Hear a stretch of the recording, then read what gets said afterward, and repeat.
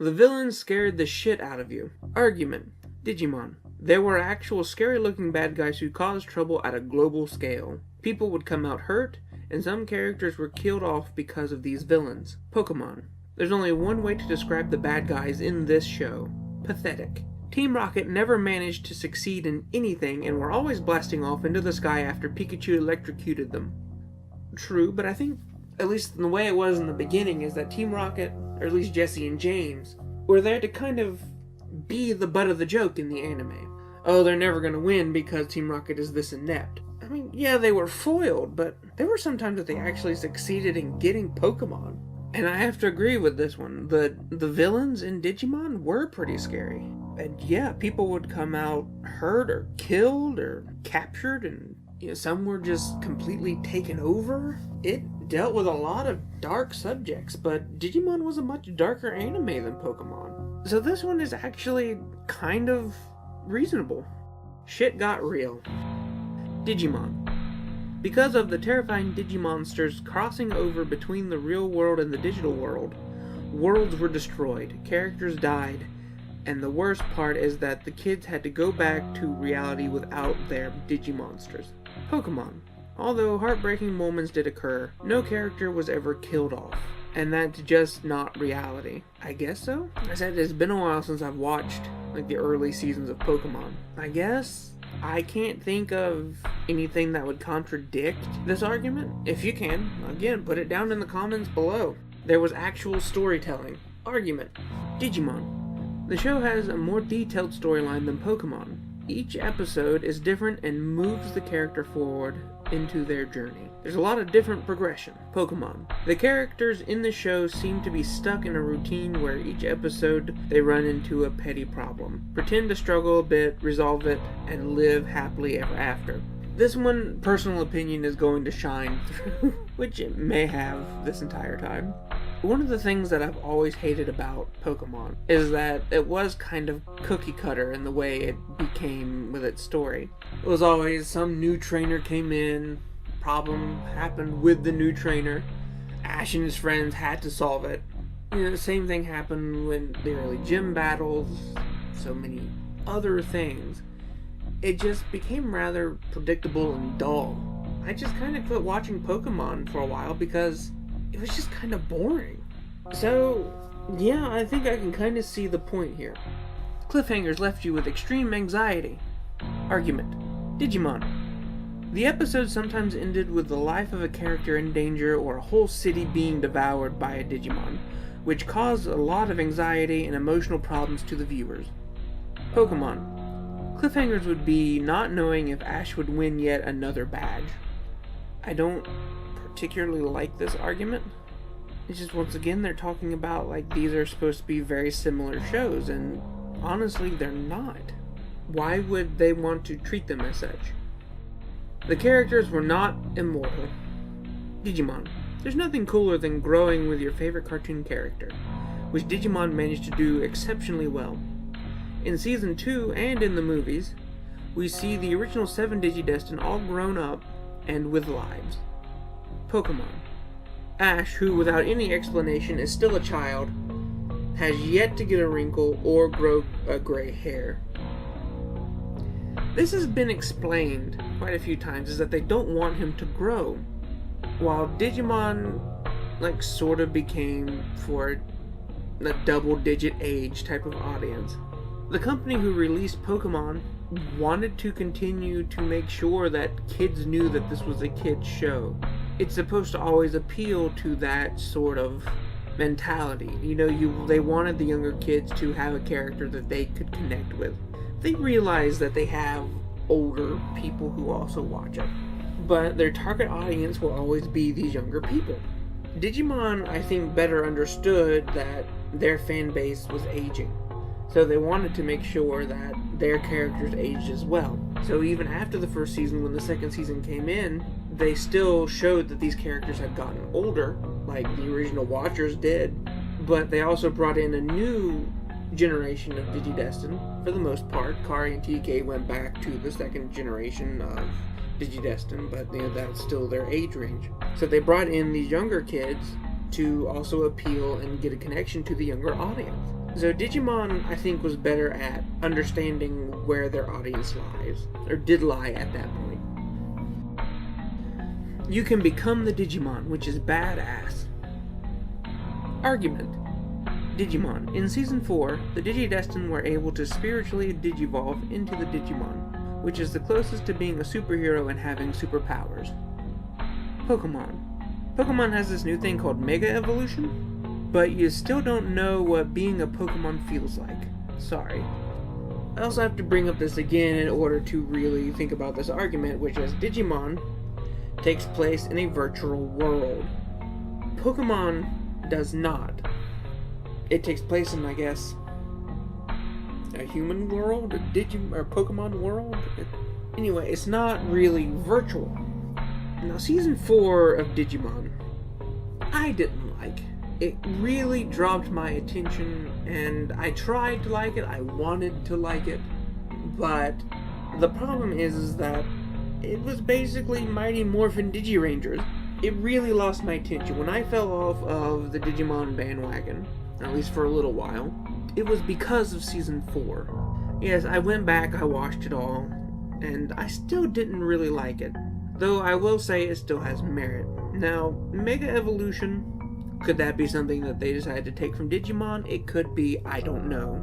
And no, they don't have the thing where you can, like... Well... Now, there was Bill's machine, in which he did become a Pokemon. In that case, then yes, you could understand what a Pokemon feels like. But it's not going to be a large group of people. When I say large group, I think there was 4 people in Season 4 of Digimon. But with Bill's machine, you could potentially understand what a Pokemon feels like, what it feels like to be a Pokemon. New monsters are just way cooler and original. Argument. Digimon. Even in Season 4, new Digimon were badass. They had cool, glossy armor and amazing skill sets. Pokemon. The new generations of Pokemon featured Trubbish, which is literally a combination between trash and rubbish. Yet one of the things that I do remember, even though I don't remember the Digimon's name, was there was one Digimon based off of the martial art called Kendo in Season 4.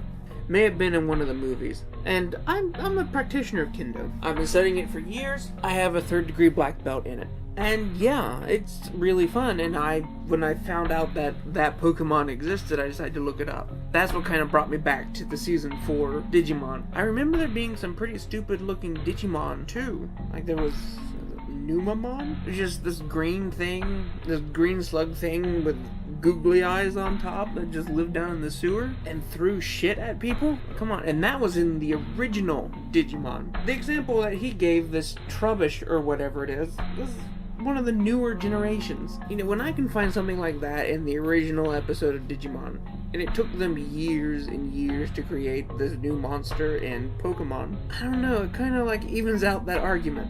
I get they wanted to try to make a trash monster. It's a garbage heap sort of sewer type thing, but let's face it, Digimon did it first. It can actually happen if you think about it. Argument. Digimon. At the speed we are going with creating new technology, Digimon can actually exist. Digimon are literally created from data, so who knows how long it takes before they become reality. Pokemon. This is a made-up world based off of Japan's geography, with made-up creatures based off of species in the animal kingdom. Okay, I'm gonna have to call bullshit on this argument. Creating a whole world like what you realize in Digimon, a world that can evolve, make its own creatures, and they can evolve as well. You know, we have RPGs, MMOs, worlds like that are kind of what he's talking about, but those are just video games. I'm sorry, but no, I don't think that they will actually ever happen. And this other thing, it's like, this is a made-up world based off of Japan's geography, with made-up creatures based off of the species of the animal kingdom. Well, wouldn't that kind of mean that they already exist in a world that we already live in? So wouldn't that make them real? I don't know, I could just be overthinking it, but this kind of seems like a self-defeating argument. It actually ends, and man, it's a great ending. Argument. Digimon. All good things must come to an end. Digimon had a great story, and it ended like all great things should. Then, when it came back for more seasons, they introduced new characters, but managed to keep the story relevant and even bring back some of the original characters. Pokemon. Pokemon seems to be never ending, which gets boring because there's no progress, and someday there will be no more new Pokemon. To be honest, as long as the creators have an imagination, there will probably always be new Pokemon. I get the point of this one. The creators of Digimon knew that they would have to keep Digimon relevant, so they made sure that it changed. So the original Digidestin wound up sort of pseudo-retiring, and they aged. We see their aging progressions when they're into their teen years and everything. And they bring in new people to help keep the show relevant, so it can always be new. I get that. It's a great thing. It's something that's been happening with cartoons, Japan especially. I guess to make another Power Ranger equivalent, that's exactly what they do with that. But I get the point about Pokemon too. It's always Ash as the main protagonist. He stays the same age. His side characters may change and rotate, but it's always focusing on Ash.